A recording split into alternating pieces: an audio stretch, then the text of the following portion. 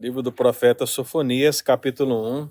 Nós estamos estudando a primeira parte do livro de Sofonias e já estudamos o versículo 1, 2, 3 e 4.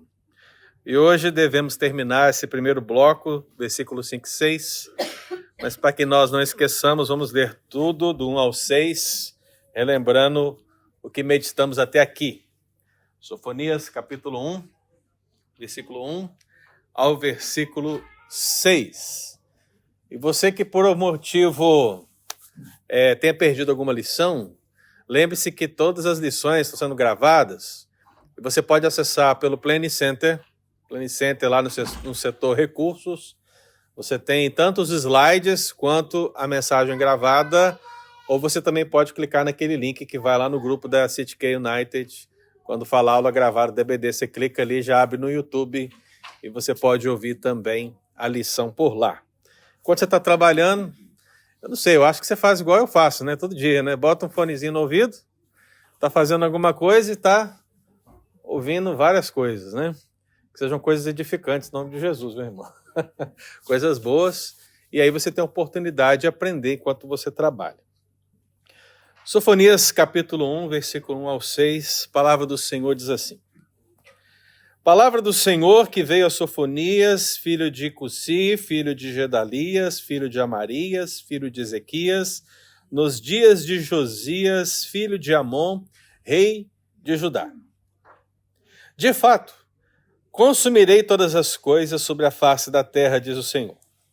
Consumirei os homens, os animais, consumirei as aves do céu e os peixes do mar, e as ofensas com os perversos. E exterminarei os homens de sobre a face da terra, diz o Senhor. Estenderei a mão contra Judá e contra todos os habitantes de Jerusalém. Exterminarei deste lugar o resto de Baal, o nome dos ministrantes dos ídolos e seus sacerdotes, os que sobre os eirados adoram o exército do céu, e os que adoram ao Senhor e juram por ele e também por Milcom, os que deixam de seguir ao Senhor e os que não buscam o Senhor, nem perguntam por ele. Então vamos repetir aqui o versículo 5 e 6, que é o nosso foco nesse dia. Vamos ler juntos? Os que sobre os eirados adoram o exército do céu e os que adoram ao Senhor e juram por ele e também por Milcom. Os que deixam de seguir ao Senhor e os que não buscam o Senhor, nem perguntam por ele. Amém. Nosso irmão Cacheta já orou por todos os professores. E só para a gente recapitular aqui, meu querido, nós estamos falando, o nosso tema é profecia de julgamento contra Judá. Judá, Reino do Sul, Reino do Norte? Sul. Reino do Sul. Cuja capital é? Qual a capital do Reino do Sul? Jerusalém. Eu sei que a gente fala e recapitula e o pessoal ainda não está ligado. Capital do Reino... Qual a capital do Reino do Norte mesmo, gente? Onde a idolatria acontece, vocês lembram? E onde a idolatria acontece no Reino do Sul, vocês não lembram, não? Muito bem. Então, ao falar dessa profecia de julgamento contra Judá, que o profeta Sofonias ministra, ele está olhando para dentro, ou seja, ele está olhando para dentro da nação, ele está olhando para as pessoas, ele está falando em loco, ele está falando daquela geração que ali está, e nesse sentido, essa palavra ela tem efeitos tanto nos dias de Sofonias como nos nossos dias. E aí nós vimos que, trazendo a aplicação ao nosso coração, o primeiro aspecto que precisamos ver é que esse julgamento profético de Deus contra Judá possui paralelo. E o primeiro paralelo foi com o livro de Gênesis, onde nós vimos que é inescapável o juízo que virá sobre Judá. Então, na pessoa da Babilônia, não há como evitar o juízo que vem. O povo pecou e Deus tratará com o pecado através da Babilônia. E para falar disso, Deus usa metáforas, comparações, símiles, paralelos, para poder referendar isso. E um dos paralelos que Deus utilizou foi o livro de Gênesis. Afinal de contas, Josias tinha acabado de fazer o que mesmo? Descobrir o livro da lei, o livro da lei foi lido, ou seja, o povo já deveria conhecer, e se não conhecia por algum motivo, sei lá qual, agora eles estão cientes, porque o livro da lei foi descoberto e foi lido. Então o povo sabia exatamente o que aconteceu nos dias do dilúvio. E aí Deus, através do profeta, fala: assim como foi nos dias do dilúvio, assim também será com o dia que está para vir o juízo sobre Judá. Não há como escapar. A diferença é que lá, no dilúvio, aquilo que Deus fez, ele fez através da água, e aqui, o que ele disse que vai fazer, ele usa a metáfora do fogo para falar da destruição que vem junto com a Babilônia. Depois nós vimos a ideia de um paralelo iminente futuro, mostrando que a maioria das profecias bíblicas, elas podem ser compreendidas no seu contexto, e elas têm uma mensagem nesse contexto, mas se elas possuem um referendo do Novo Testamento, essas profecias elas têm uma ou uma dupla aplicação. Elas tiveram uma aplicação no passado, iminente, e elas também têm uma aplicação no futuro. Então, quando a Bíblia fala do dia do Senhor, aqui no contexto de Sofonias, ela está falando que esse dia é o dia da destruição que vem sobre Judá, na figura da Babilônia, e isso vai ser grande destruição, vai ser o tratamento do pecado, e toda aquela questão que nós já estamos meditando, isso de fato aconteceu. Trata-se de julgamento iminente. Mas isso encontra ecos no Novo Testamento, que mostra que, assim como o julgamento de Deus aconteceu de diferentes formas e métodos ao longo da história, ele também acontecerá no fim. É uma maneira de Deus, didaticamente, dizer como será o fim de todas as coisas.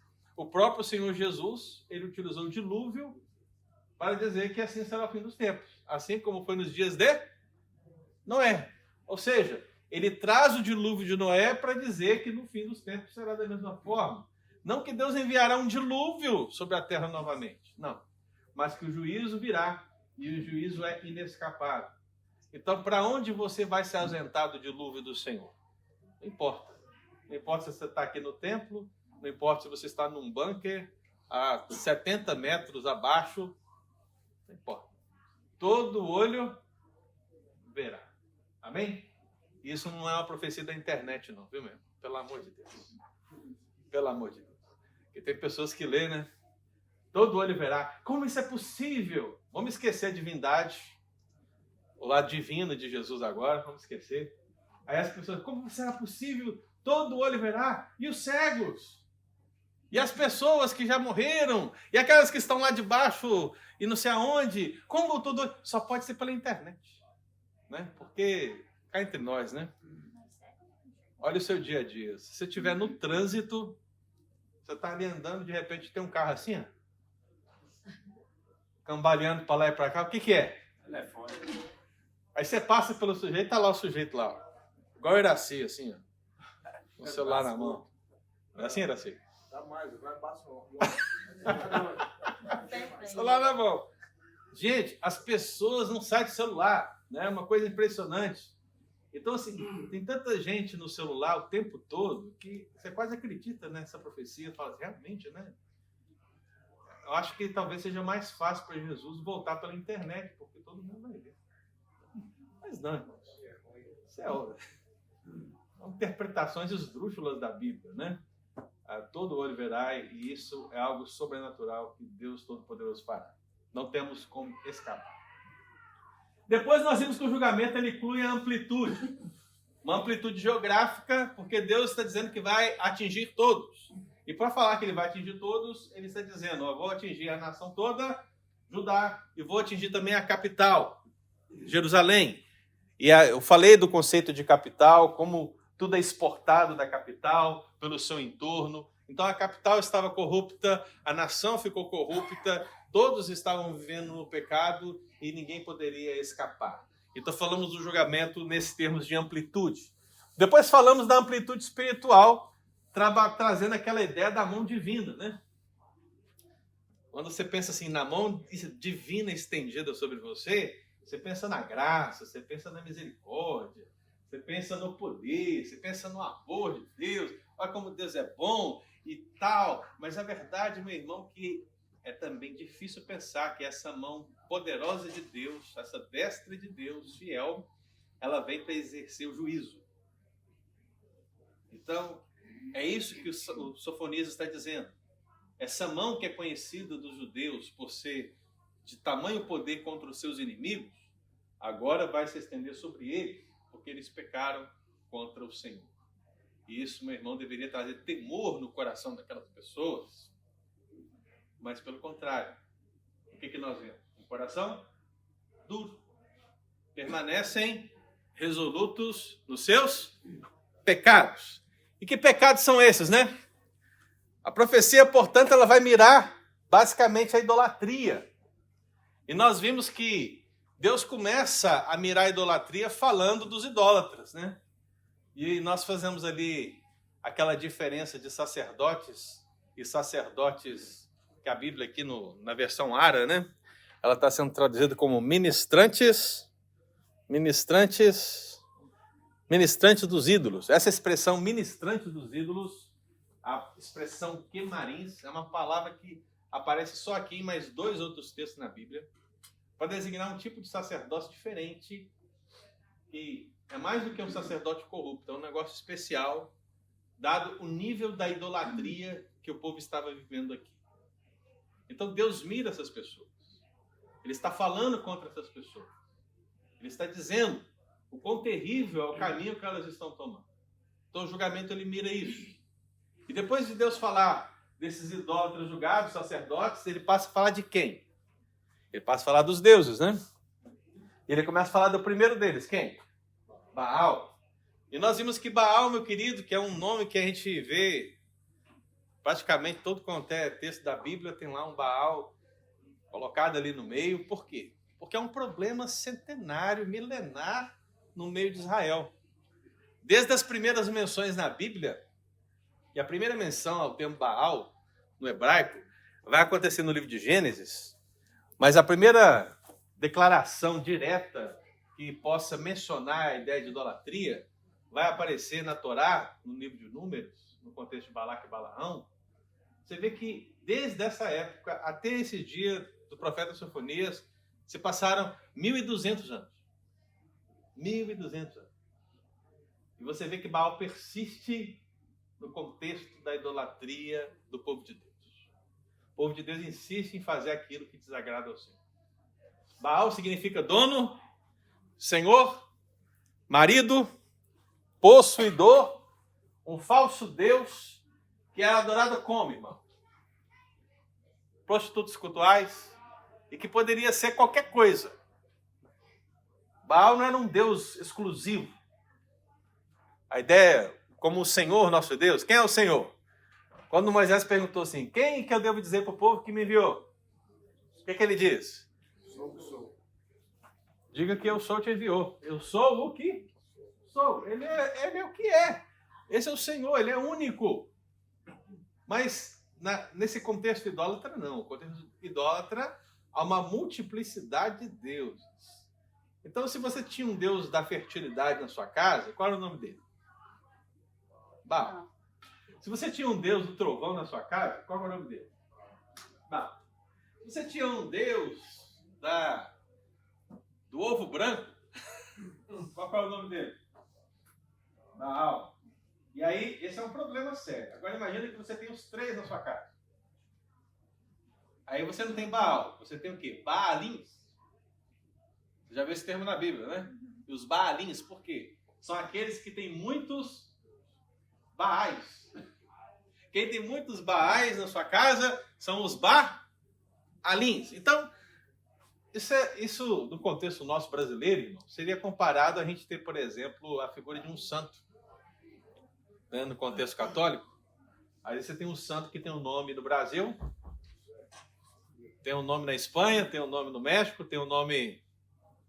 Mas são exatamente o quê? A mesma coisa. Mas continua sendo tudo errado, correto? Tudo errado. E esse era Baal. E aí, depois de falar de tantas vezes de Baal, nós mostramos a foto de Baal. Esse é Baal. E aí, se você nunca tinha visto Baal na sua vida, você ficou surpreso com a imponência desse Deus, não ficou? Ficou, meu? Um saci com duas pernas. Saci com duas pernas. Pode ser, de repente, Saci é o novo Baal, né? É um Baal decapitado depois da luta dele lá no Monte Carmelo, vai saber. Mas esse é Baal, irmão. É de chorar, né? Você ver uma imagem dessa e pensar que as pessoas realmente elas preferiam adorar esse Deus do que o Senhor, né? Eu só não entendi aquela primeira imagem lá, porque tem tipo um blaze, assim, sei lá. Ali há um desenho, você vê que na mão direita tem ali na mão direita você tem um trovão levantado, porque ele era relacionado ao Deus da tempestade, e o Deus bem anterior, cananeu da tempestade, nenhuma comparação, por favor, viu, irmãos?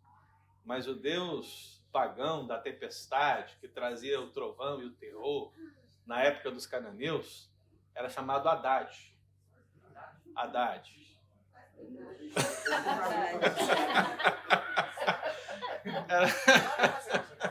Era chamado Haddad. Mas ele é comparado a Haddad. Por isso que ele tem o quê? Por isso que ele tem o trovão na mão direita, né? Porque a mão direita, gente, conceito antigo, mão direita é a mão poderosa, né? Então ele tem aqui na mão direita. E na mão esquerda ele tem o quê? Ele tem um ramo, porque ele é o Deus da fertilidade. Ele é aquele que vai abençoar as plantações, que vai abençoar todas as coisas, né? E há muitas outras figuras de Baal de diferentes modos. Por isso que Elias, quando está ali naquela batalha, ele começa a falar um pouco do histórico de Baal, né? Inclusive que ele estava fazendo as suas necessidades, referendo a essas histórias que haviam sobre Baal. Então Baal é um Deus muito, vamos dizer assim, ele não é tão alto em termos de divindade, as histórias dele são muito humanas, sabe? É uma coisa assim meio que piora a situação, né? Porque não é o Baal, o Senhor poder, é o Baal que está viajando, é o Baal que está fazendo isso, que está ali no banheiro. É umas histórias assim, ridículas. Mas o povo se prostra diante do ridículo, né? Então, para continuar, meus queridos, eu queria que você abrisse sua Bíblia no segundo livro de Reis, capítulo 17. Segundo livro de Reis, capítulo 17. Para a gente entrar aqui, então, no texto de hoje. Segundo livro de Reis, 17. Aqui no segundo livro de Reis 17, está se falando como a capital de Israel, do Reino do Norte, caiu. E quem avançou sobre o Reino do Norte, gente? O Império Assírio. Isso aconteceu nesse exato momento, e o que aconteceria sobre o Reino de Judá aconteceria 80 a 100 anos depois. Então, o que nós estamos lendo aqui se refere a algo, pelo menos 80 anos antes da profecia de Sofonias. Ok? Deu para entender? Quem tem 80 anos? Aqui? Alguém tem 80? Ninguém tem 80? Se nem o Uraci levantou a mão, não temos esperança. Mas veja, 80 anos antes, ok? 80 anos é um tempo interessante, irmão. Você vê que ninguém aqui tem 80. Seria comparado à vida inteira dessa pessoa, né? Mas 80 anos antes, como é que estava o Reino do Norte? Olha aí. Segundo livro de Reis 17, versículo 6. No ano 9 de Oséias, o rei da Síria tomou a Samaria e transportou a Israel para... E os fez habitar em Halá, junto ao Rabor e ao rio Gozan, e na cidade dos Medos. Tal sucedeu porque os filhos de Israel fizeram o quê, gente? Pecaram contra o Senhor. Ou seja, por que o exílio veio sobre o Reino do Norte? Porque eles pecaram. E aí, como eles pecaram? Diz o texto. Seu Deus, que os fizera subir da terra debaixo da mão de rei do Egito. E temeram outros. Olha aí. Temer outros deuses. Agora pula lá no versículo 16. Desprezaram todos os mandamentos do Senhor seu Deus e fizeram para si imagens de fundição, 2 bezerros, fizeram um poste ídolo e adoraram todo o exército do céu e serviram a... Se eu te perguntar agora aqui, Isso parece o Reino do Sul para você? Parece? Se eu não tivesse lido o início, o que você diria para mim? Você percebe que 80 anos depois, Judá está vivendo a mesma história que o Reino do Norte. Percebe, irmão? Veja só que loucura, né? Então, por que Deus permitiu os exílios assírio e babilônico? Porque o povo pecou contra o Senhor. E nesse pecado, o pecado da idolatria era algo altamente desprezível e estava alcançando toda a nação. Então, depois de falar que o julgamento de Deus alcança o Deus Baal, o que o texto bíblico fala? O julgamento, ele mira a idolatria e ele mira quem? O exército do céu. Olha o texto. O texto está falando. Os que sobre os eirados adoram o exército do céu. Quem é o exército do céu? Os astros. Os astros. Tipo Michael Jackson. Além. Júpiter, a lua, as estrelas, o sol. Bom, muito bem. Seria algo diferente disso? Alguém? Ninguém? Você sabe que na Bíblia a palavra exército do céu ela pode ser aplicada a anjos, né? As hostes celestiais. Mas não é o que está sendo falado aqui. E se fosse, estaria sendo idolatria do mesmo jeito, mas não é. Quando nós pensamos no texto, exército do céu, e nesse contexto de idolatria, nós estamos falando da adoração das estrelas. Sejam elas as estrelas fixas, sejam elas as estrelas errantes. Eu coloquei a palavra astros e corpos celestes, porque são palavras mais modernas, é o que a gente aprende na escola, e é o que a gente vê por aí. Mas na Bíblia não existe a palavra planeta, não existe a palavra astro, não existe a palavra corpo celeste. E o que existe na Bíblia é estrela e constelação. E aí, quando eu falo não existe na Bíblia, você vai achar na Bíblia, com certeza, essa palavra lá, viu? Vai achar. Mas não é a tradução correta. É o editor fazendo o quê? Uma adaptação para você entender, ok? Mas a palavra certa sempre é estrela, ou constelação, ou luzeiro, ou alguma coisa assim. Mas palavra astro, corpo celeste, planeta, são palavras novas, recentes. Então isso é um anacronismo. Você querer colocar uma palavra, igual você falar assim, onde estão os dinossauros na Bíblia, né? Por que a Bíblia não fala de dinossauro? Bom, a Bíblia talvez fale de dinossauros, mas ela não usa a palavra dinossauro. Porque a palavra dinossauro é uma palavra moderna, ok? Então, se você quer aplicar um termo novo na Bíblia, você está sendo anacrônico. E aí você vai ter um erro de interpretação, né? Então, o exército do céu são as estrelas, são as constelações. É o sol e a lua, os dois grandes luzeiros. Lembra que aqui no texto anterior, o profeta fala que Deus vai consumir porque ele vai consumir as ofensas com os perversos? Por que eu estou citando isso? Porque eu disse que essas ofensas, a palavra correta seria pedras de tropeço.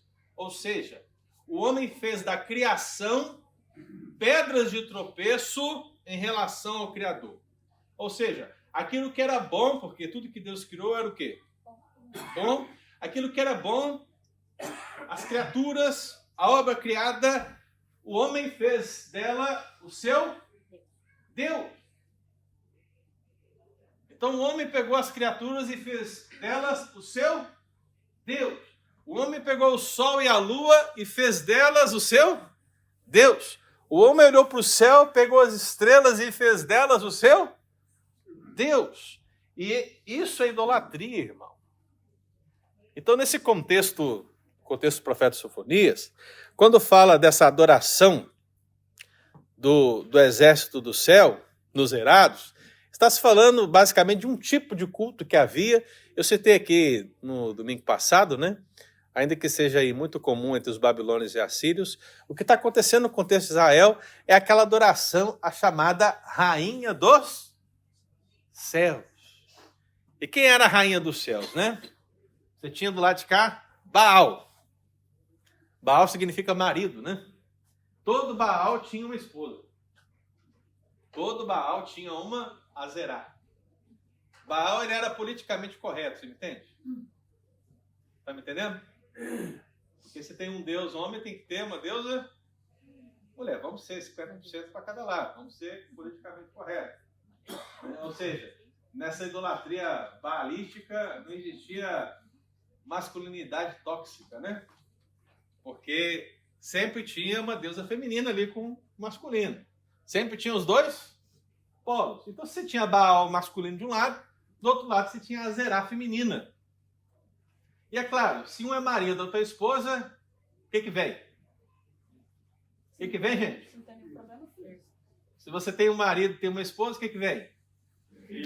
Que coabitaram e deram à luz a Astarote, a rainha dos céus. Então, quando a Bíblia fala de culto ao exército do céu, ela está falando de culto à rainha dos céus, culto às estrelas. Então, esse é um problema muito sério. Você vai encontrar em vários lugares na Bíblia essa descrição, a rainha dos céus, ou Astarote, ou Astarete, ou Asterte, ou qualquer coisa assim lá. Mas a ideia é que ela representa um culto às estrelas, um culto aos corpos celestiais, um culto aos astros, aquilo que está acima de nós. Esse culto, meu querido, é o culto à rainha dos céus. E como ele era feito? Com incenso, aquele negócio queimando, com libações. O que eram libações? Coisas que eram derramadas, né? Tal. E o que você derramava, né? De repente o seu melhor vinho, de repente o melhor óleo, de repente a melhor cerveja, né? Vamos adaptar aí, né? O pessoal aí que é crente, a sua melhor Coca-Cola, se despeja ali diante da rainha dos céus em adoração. E era interessante, porque essa adoração acontecia aonde, irmão? Veja, aqui na nossa igreja nós temos o templo, correto? O espaço de culto. Onde a City Night se reúne para adorar? Você senta ali para ela, né? É ali que está o quê? O seu templo, seu espaço de culto. A nossa igreja já teve, não tem agora, mas já teve grupos pequenos. Células, grupos nos lares. A City Night se reunia em pequenos grupos em diferentes áreas. Se eu fosse fazer uma comparação, eu diria que Baal seria a reunião no templo. E a rainha dos céus nas casas. O culto à rainha dos céus eram os grupos pequenos da idolatria. Deu para pegar? Por quê? Por causa de uma palavra. Qual é a palavra? Eirados. O que significa eirado, gente? Terraço, telhado. Telhado. O culto à rainha dos céus aconteceu. É óbvio, gente, tudo que eu falei aqui, por que é no telhado? Quem sabe essa resposta? Por que é no telhado? Vai ver as estrelas. Justo! Né? Quando alguém vai fazer um observatório, quer colocar aquele telescópio gigante, ele escolhe aonde para construir esse telescópio? Mais aberto possível. Não é? O lugar mais limpo, mais alto possível e tal. É o que estamos falando aqui. A estratégia do culto à Rainha dos Céus acontecia no ambiente familiar.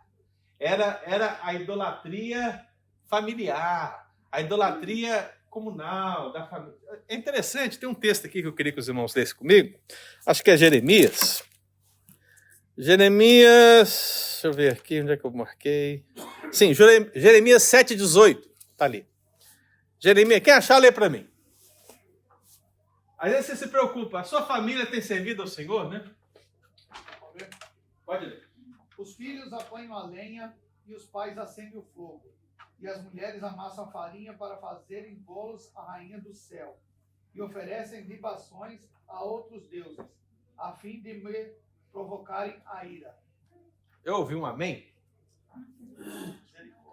Mas, irmãos, e se eu tivesse substituído aí a expressão rainha dos céus e falado ao Senhor? Aí você fala assim, benção, hein? Por quê? Eu e minha família serviremos ao Senhor, né? O pessoal todo aí servindo, todo mundo aí. Gente, O contexto de Judá é esse. Toda a nação estava prestando à rainha dos céus aquilo que deveria ser prestado ao Senhor. Havia tantos sacerdotes no templo, tanto a nação como um todo, mas havia um compromisso familiar com a idolatria. Nesse nível que você está vendo aqui, ó. O texto está dizendo: os filhos apanham a lenha. Imagine você dizendo para o seu filho: vai lá, meu filho, pegue a lenha para nós queimarmos a rainha dos céus. Os pais acendem o fogo. Eu vou acender aqui, ó, o fogo para queimarmos o holocausto, a rainha do céu. E as mulheres amassam a farinha para fazerem bolos para em honra à rainha dos céus. Você acha que Deus ficou irado com isso? Ficou. E na ira divina, ele disse: exterminarei, consumirei, estenderei a mão contra Judá. Então veja Deus, que Deus está mirando, meu querido, esse culto ao exército do céu, à rainha do céu. E eu queria que você observasse isso. Judá já conhecia a lei do Senhor. E mesmo assim, a desobedeceu. Deuteronômio 4,19 diz assim: guarda-te, não levante os olhos para os céus, e vendo o sol, a lua, as estrelas, a saber, todo o exército do céu. Veja que o próprio texto bíblico está explicando para você o que é o exército do céu. O que é o exército do céu? Sol, lua e estrelas. Guarda-te, quando você olhar, não seja seduzido a inclinar-te perante eles e dar culto àqueles, coisas que o Senhor teu Deus repartiu a todos os povos debaixo de todos os céus. Guarda-te, está na lei, meu querido. E a lei foi redescoberta, lembra? Mas isso importou? Houve mudança? Não. Então fizeram da sua própria casa um templo à rainha dos céus, e fizeram também da casa do Senhor um lugar de idolatria ao exército dos céus. Então se você abre lá, segundo livro de Reis 21:5, você vai perceber que isso está ocorrendo. E a própria casa do Senhor estava recebendo ornamentos relacionados à adoração dos corpos celestes. Aí você vai me perguntar: pastor, mas desde quando isso acontece? Você vê que Jó, meu querido, o livro de Jó já está dizendo do perigo, da tentação de adorar o exército do céu, de como ele não fez isso, e Jó, meu irmão, está contemporaneizado com os patriarcas. O livro de Jó está situado no contexto de Abraão, Jacó, Isaac, José. E já naquela época, o coração de Jó, e você sabe, o testemunho de Deus sobre Jó é o quê? Homem o quê? Íntegro. E na sua integridade, Jó já dizia o quê? Olha aí o que ele dizia. Jó 31:26. Se olhei para o sol quando resplandecia, ou para a lua que caminhava esplendente, e o meu coração se deixou enganar em oculto, e beijos lhe atirei com a mão, também isto seria delito à punição de juízes, pois assim negaria eu o Deus lá de cima. Porque Jó está falando com seus amigos, né? Se eu tivesse feito isso, eu era o quê? Culpado. Porque eu negaria quem?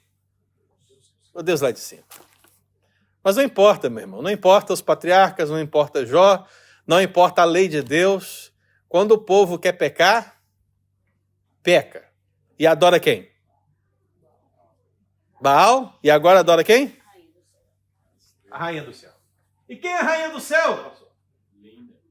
Aí está a rainha do céu. O que a rainha do céu tem na cabeça, gente? A lua, né? E você aí na sua casa, lá, o pessoal que limpa as house clean, né? O pessoal que limpa as casas, ela está limpando as casas e está lá. A lua me traiu. A lua, rainha dos céus. A filha de... Você vê que a filha está em melhores condições do que o pai. Deve ter puxado a mãe. Eu não... Como a mãe não está em loco aqui, eu não trouxe foto da mãe.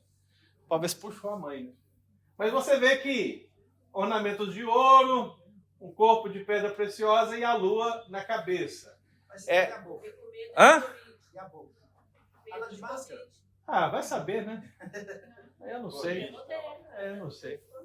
O Elígia está querendo trazer aquela aplicação, então tem boca, mas não fala, alguma coisa assim. Né? Nesse caso aqui é mais fácil, porque não tem boca e não fala. Né? Diga, assim. Pastor, sim, só para a gente entender, o povo da época, eles adoravam essas coisas, os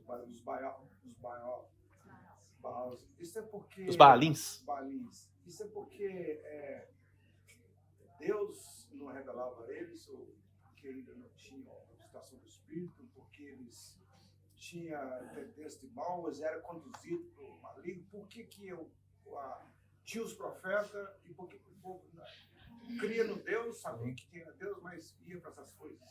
A resposta pode ser muitas respostas, né? Mas eu vou usar um versículo bíblico bem antigo para designar isso. Que é aquele que diz assim: o pecado está à porta. Cumpre ti, dominar. Esse é o texto mais antigo para eu trazer essa história. Por quê? Assim como Caim matou Abel, né, ele deveria ter se contido em relação a esse pecado.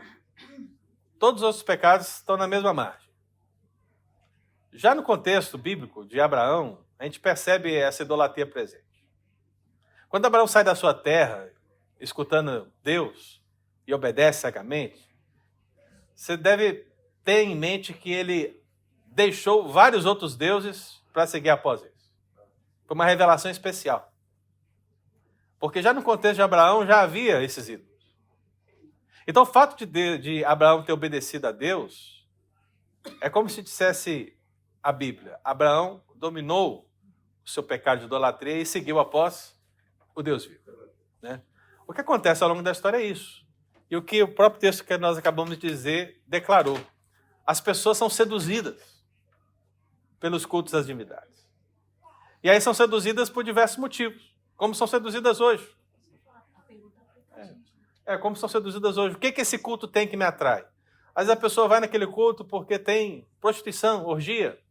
Aí vai naquele outro culto porque tem comida. Né? Vai naquele outro culto porque é uma tradição familiar.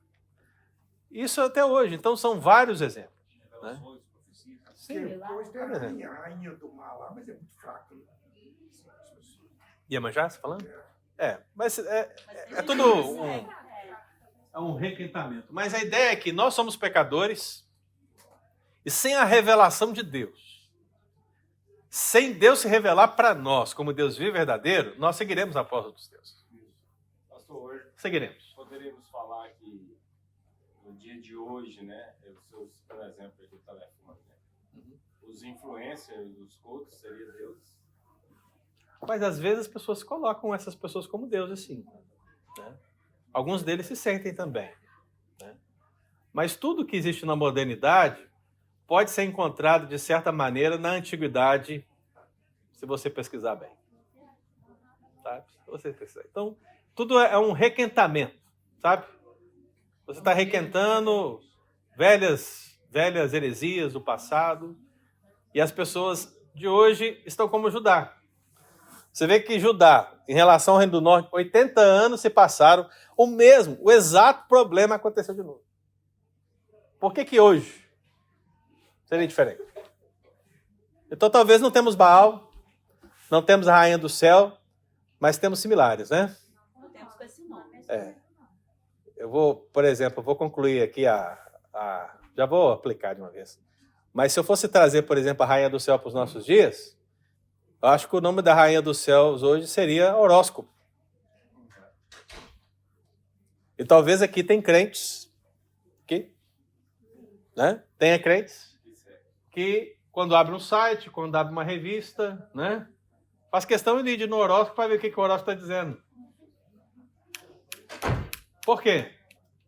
Essa é a maneira mais moderna do sabeísmo, ou do culto aos astros. É isso. Você está dizendo, os astros têm poder de influenciar a sua vida de alguma maneira. Se isso é uma crença, isso é uma idolatria à rainha dos céus. Mas está aí na modernidade, só com outro nome, né? É uma coisa moderna. Diga ali. Hoje você antecipou o que eu ia te perguntar.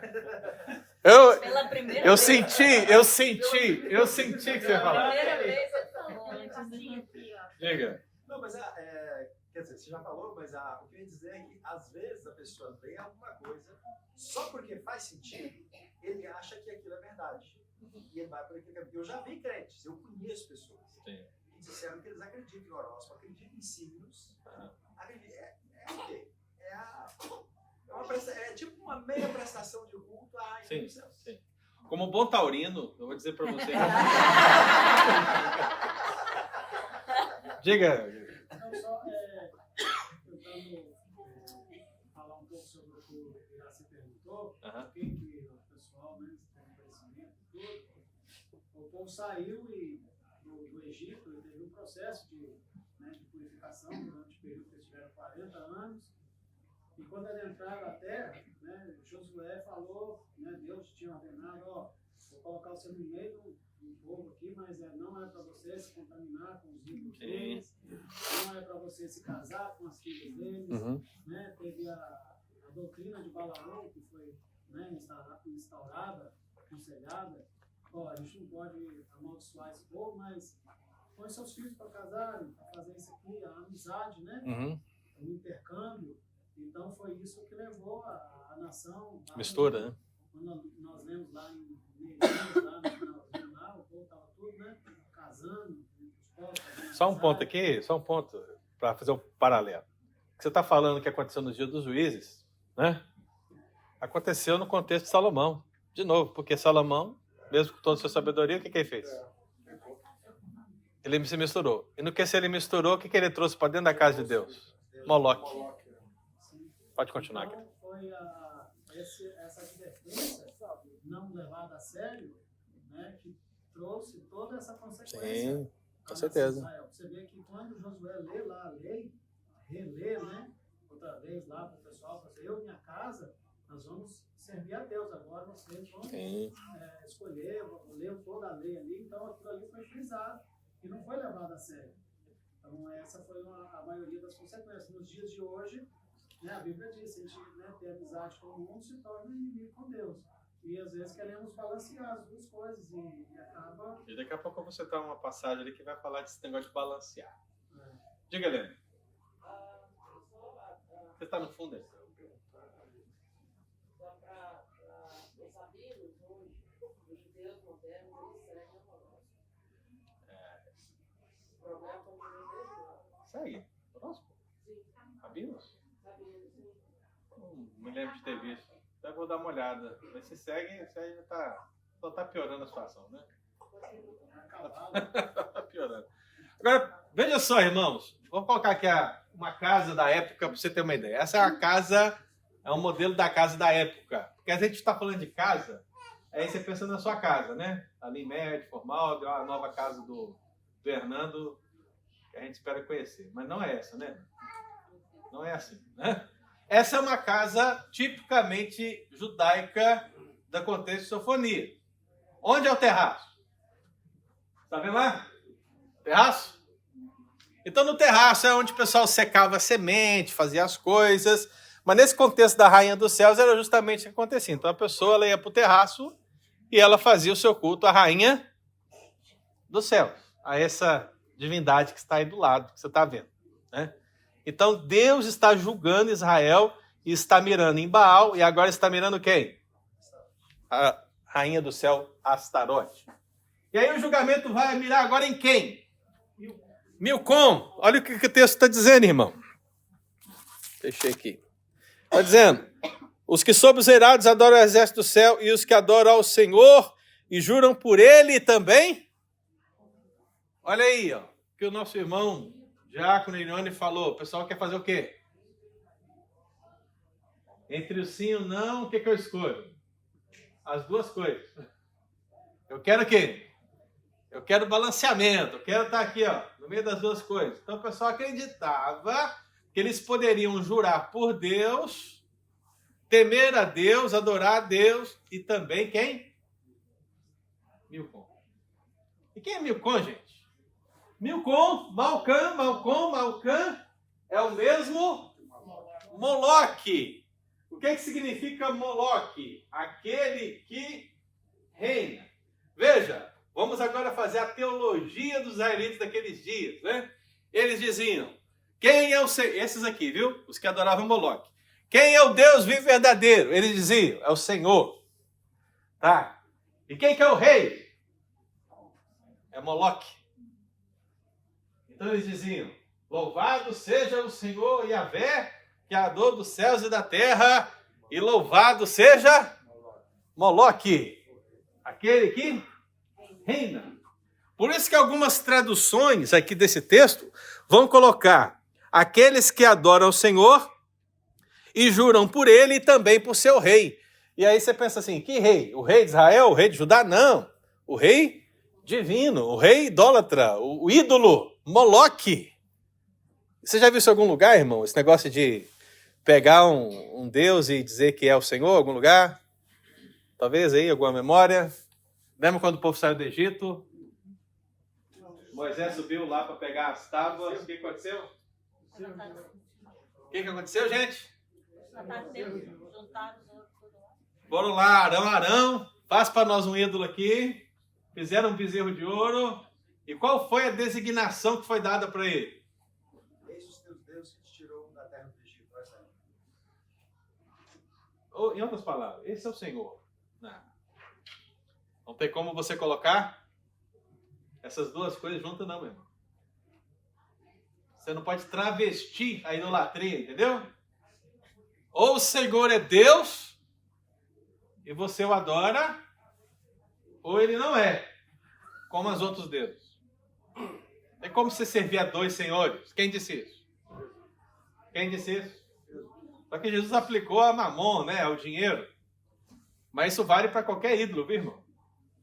Então veja, esse ídolo basicamente ele era uma estátua de latão, corpo de homem e cabeça de quê?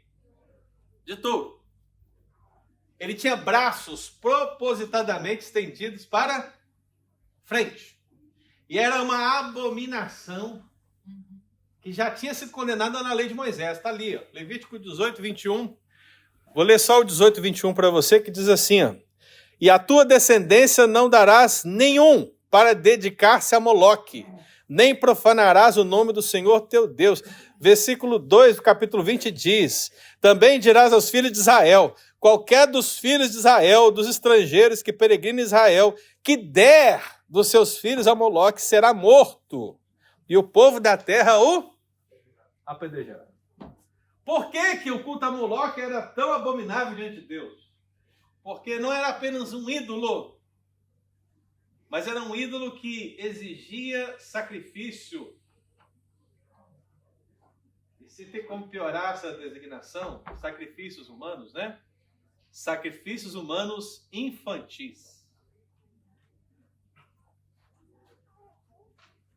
Provavelmente o rei Manassés, provavelmente o rei Amon, que tiveram seus filhos sacrificados, sacrificaram os seus filhos ao deus Moloque. E aí eu vou te perguntar, isso é terrível, irmão?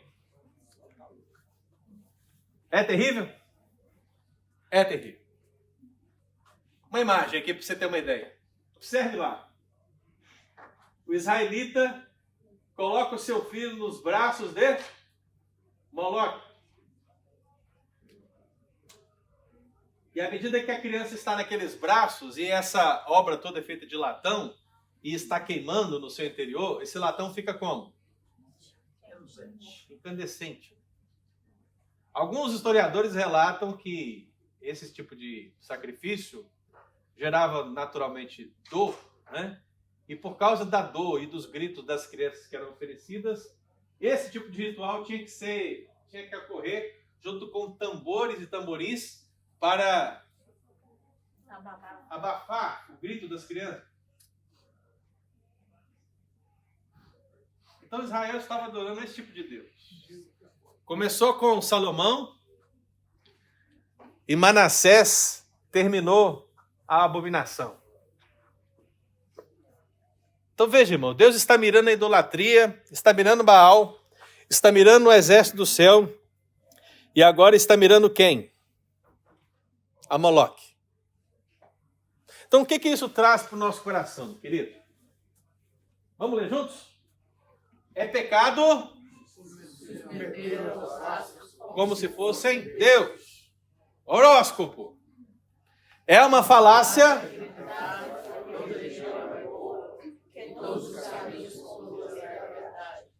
no coração dividido A infidelidade pactual ofende ao Senhor.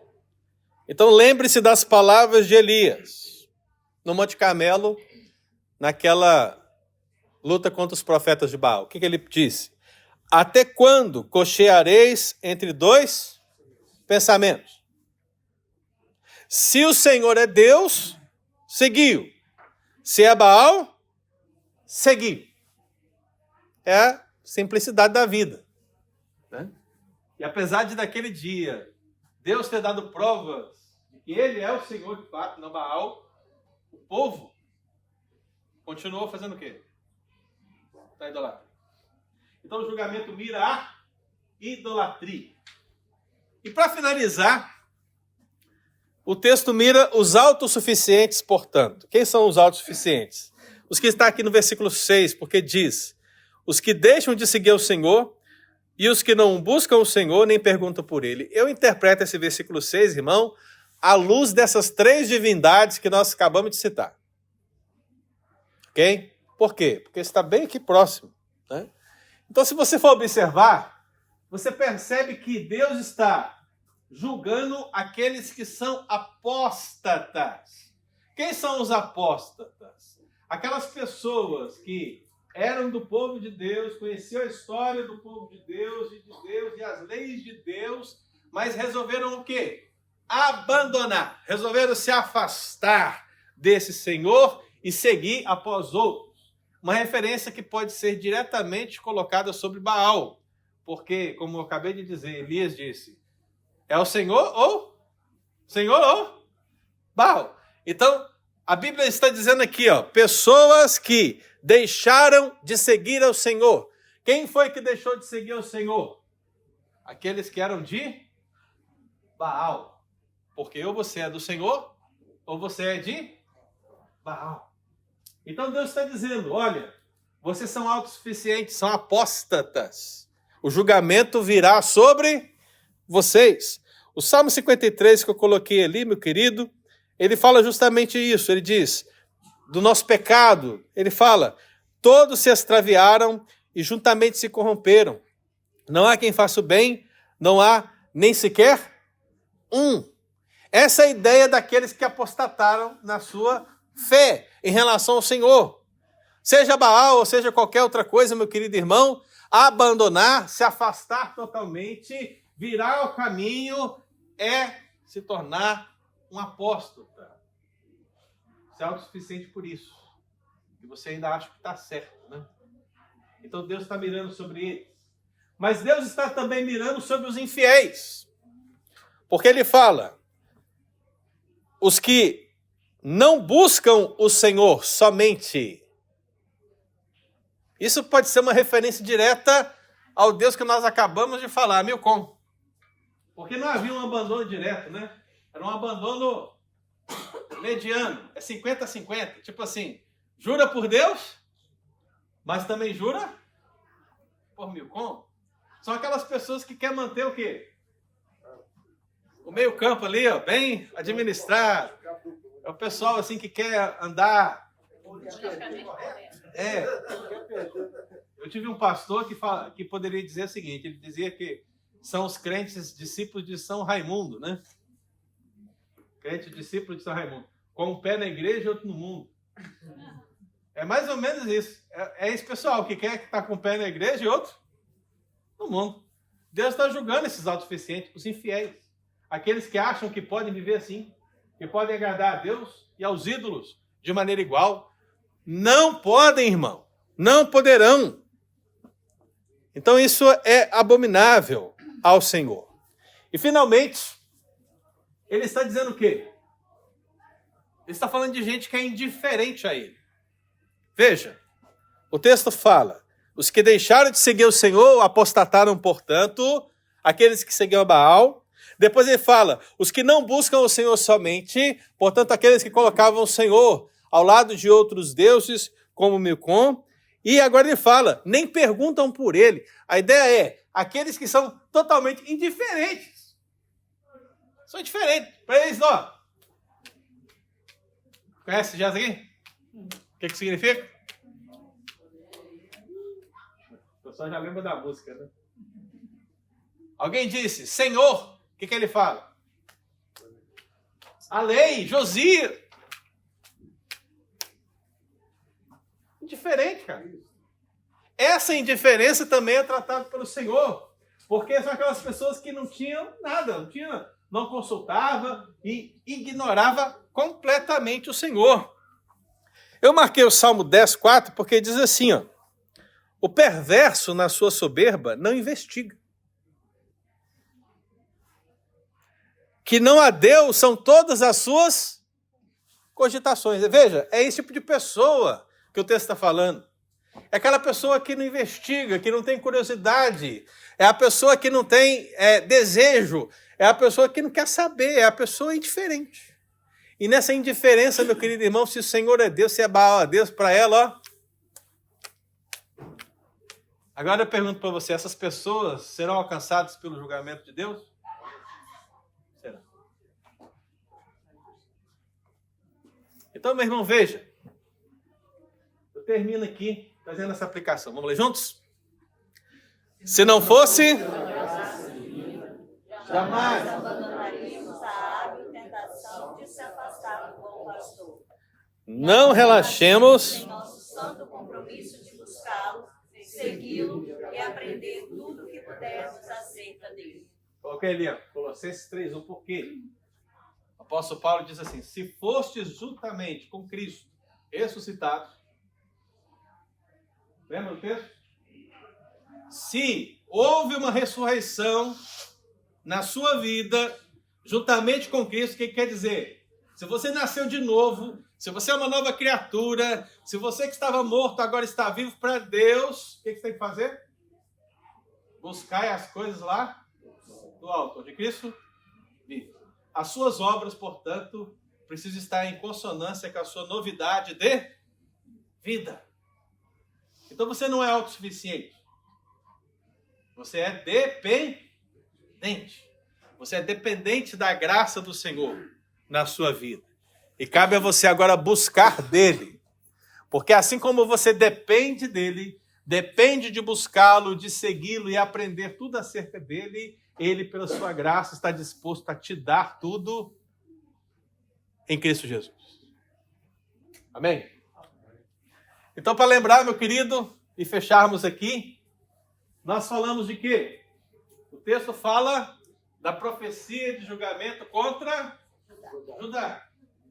Fala que esse julgamento possui paralelos. Esse julgamento possui amplitude. Esse julgamento mira a idolatria. Falou dos sacerdotes, Baal, exército dos céus e Moloque.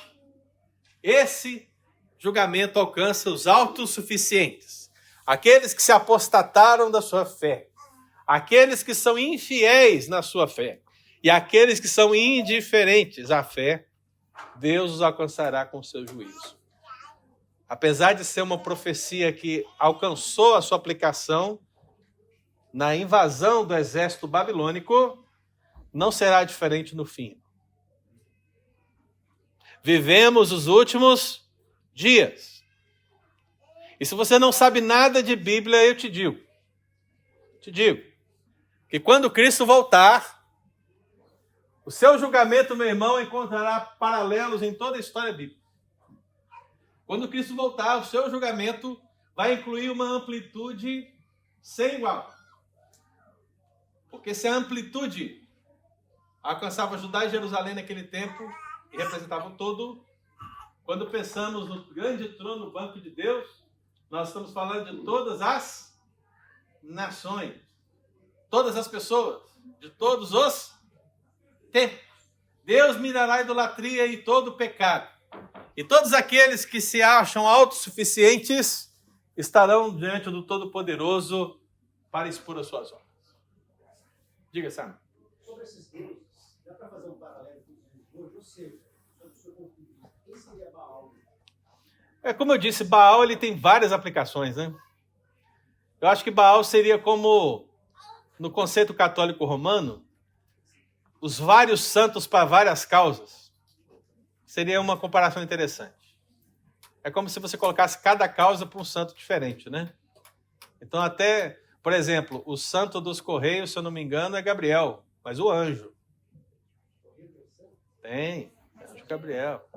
Por quê? Mensageiro, né? Então você colocar deuses em causas é muito similar ao contexto de Baal. Porque Baal era isso, é você colocar um deus para causas, né? Moloque você não encontra paralelos fáceis, né? Mas geralmente nós escutamos histórias aí de um... Como é que fala? Eu esqueci o termo em inglês. Governo profundo, né? Como se existisse algo por trás, né? Eu não duvido que existem pessoas nesse momento sacrificando crianças em algum lugar. Oi? Pode ser, né? Mas o aborto é muito claro, mas eu estou falando escondido mesmo, como vocês viram na imagem ali, né? Eu não duvido. Então deve existir na figura de outros deuses, né? E o exército do céu, eu acho que o horóscopo é a melhor, né? Seriam os astrólogos de hoje, né?